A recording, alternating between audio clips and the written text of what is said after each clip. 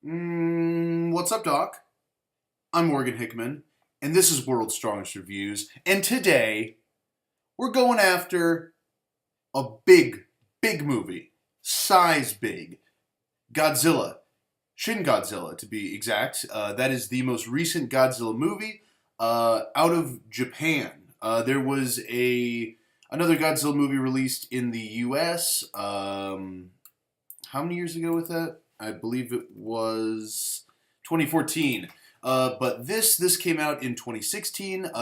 Japanese movie written and directed by Hideki Anno. For those who don't know, he is the guy who created Neon Genesis Evangelion. A really solid anime that is questionable because it's super weird, but I don't think anyone would it can call it bad because it certainly isn't. I might have not have disagreed with the ending, but it was really good. But enough about anime. This is different. This is Godzilla. Um, it is starring Hiroki Hasegawa and Satomi Ishihara.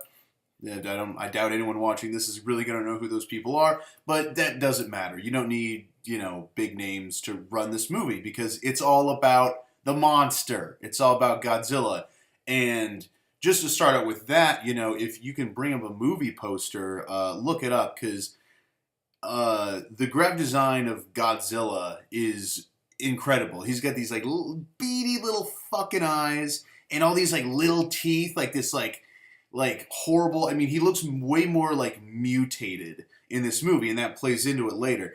So basically, you gotta love how quick it gets to the plot. How quickly it just kind of throws you in. It starts out, we're in Japan one day, and there's a big kind of explosion in Tokyo Bay underwater, and it's kind of this natural disaster, and people and the government, the bureaucracy, is trying to figure out what's going on, and then as it unfolds, it's like, oh, that's this monster comes out, this life form is coming out and into the harbor and thusly into Tokyo, and everyone starts figuring. And so basically, you get right away you get the feeling like, okay, so basically this is like a disaster movie almost. It's like a natural disaster movie, starring where the natural disaster happens to be a monster, Godzilla, and so it really you're going from the perspective of this crew of people, these government workers essentially trying to like get a hold on what's happening, and then once they realize like what is going on, how you would actually deal with this monster. So spoilers, obviously, if you've seen any of my reviews before, I break down the plot. It's part of my review.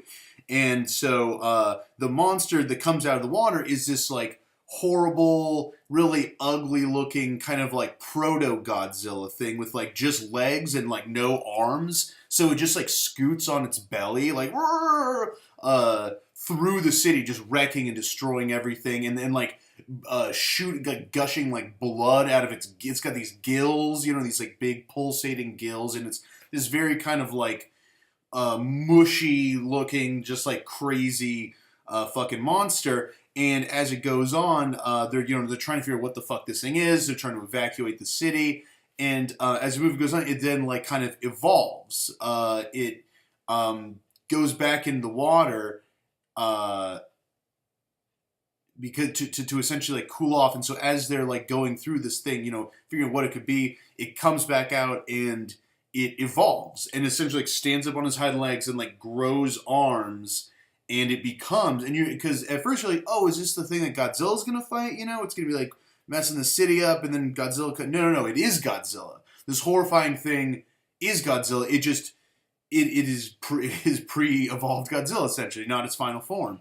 And so it does evolve, and then you get to see like really what Godzilla looks like in this movie, and it's great. And they're trying to stop it. They try attacking it obviously with the military. That doesn't work.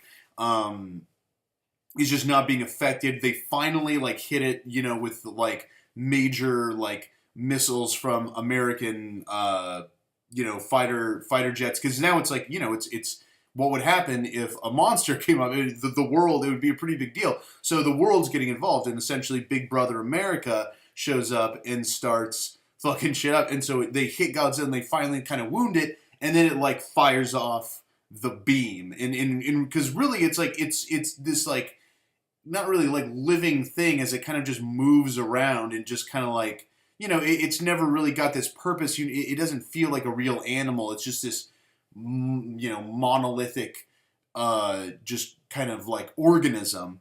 And so they finally get it to like respond and actually like be destructive. And like, so, if you've ever seen a Godzilla movie before, it can fire like a nuclear beam out of its mouth, an atomic ray out of its mouth. And how that looks in that movie is awesome. It like, its mouth kind of like, its bottom jaw like splits in two, kind of like Blade 2 style. And it like fires off like a rocket of fire, like how like rockets take off, like that level of fire. And then like, as the fire just like burns like most of the city, it then like concentrates into this like atomic ray, and like shoots up and like destroys everything, kills the planes that are bombing it. It looks awesome. And then even by the end, it's like shooting the beam out of its like spines. So it's got this like disco strobe light effect where it can like shoot anything. And so eventually, so after they realize what it does, and then after firing its beam, it has to like cool down because they discover it's like, oh, this thing is like, it ties into kind of, if you keep up with the story with or current events at all, Japan, the Fukushima disaster. So now it's all about this thing. It's like, oh, this is like a nuclear reactor. This animal, this creature is it's because of nuclear waste. It's caused it to evolve into this thing, and now it like runs like a nuclear reactor. So we have to like.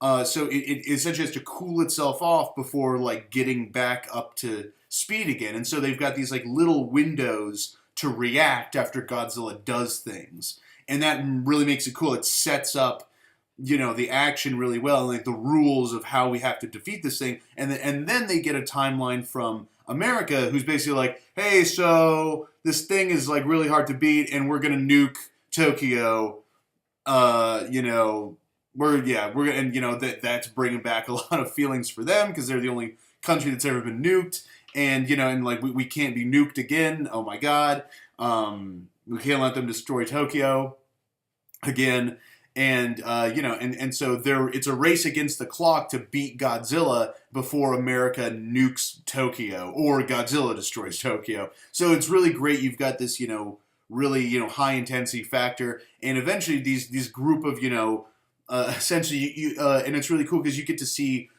bureaucracy done wrong and bureaucracy done right. And it's kind of fun to see that juxtaposition where the government's like constantly fucking up, but then you have this other group of the government that it's like the young guys, the people who kind of are more down to earth, and they are actually like, let's get this fucking thing fixed. And they come up with a way to essentially like cool Godzilla's blood down and almost like kill him, essentially. Yeah, it's like to kill the nuclear reactor, we need to heat it up again, first of all. So like attack him, get him to fire the gun so he cools down again, and then we like essentially like poison him with all this shit. We like pump him full of this coolant, and we kill the reactor permanently. And so it's really cool. And so they try this, and they manage, through like shooting like subway trains at him to like trip him up and like knocking buildings on him, and then they have to like hurry up and rush out with like fire trucks and like start pumping shit into him before he like recharges. And it's just this really great strategy and setup of the action and how they have to defeat Godzilla. And then finally, they are successful, and they do, and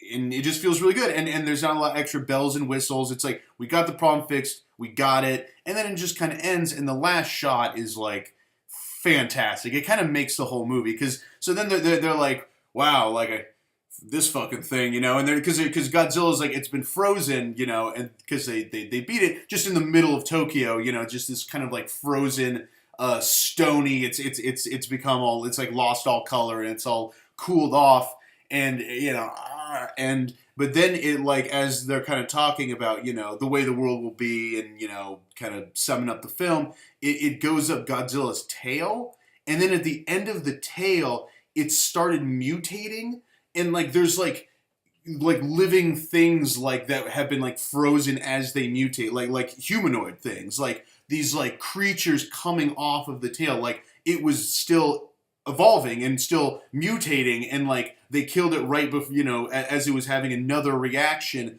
and these things are like, and it just looks so creepy and awesome. It kind of reminds you of The Thing or Neon Genesis Evangelion, and it kind of just, it's like a deeper, almost like horror movie vibe at the very end, but then it just cuts and that's it. And it leaves you like on the perfect point. And so, yeah, great monster movie, great Godzilla movie. I'm not the expert on Godzilla. I've seen a few, but I mean, it's a real true testament to that movie. And again, it's just a clear-cut plot, no bells and whistles, not a lot of like CGI over the top bullshit. And that's another good thing, is it just looks really real. It's a big monster destroying the city, but they only do CGI when they absolutely need to. And the way they set up the shots, you don't need it to have like heavy CGI effects to make it look realistic and fail, because the way they set up, you just don't need to, and so it never happens. So again, very good movie. My grade for Shin Godzilla, A-. A-. Super good movie. I don't really know what keeps it from perfection, but it's as close, as a movie can get without being that way. Okay.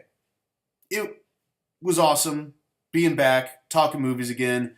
Gonna try and do more. Follow me, Morgan Hickman 64 on the Twitter. Subscribe, comments. I love all those. Let me know what you think. Call me a big fat liar if you want. Until next time, I'll see you later. Adios.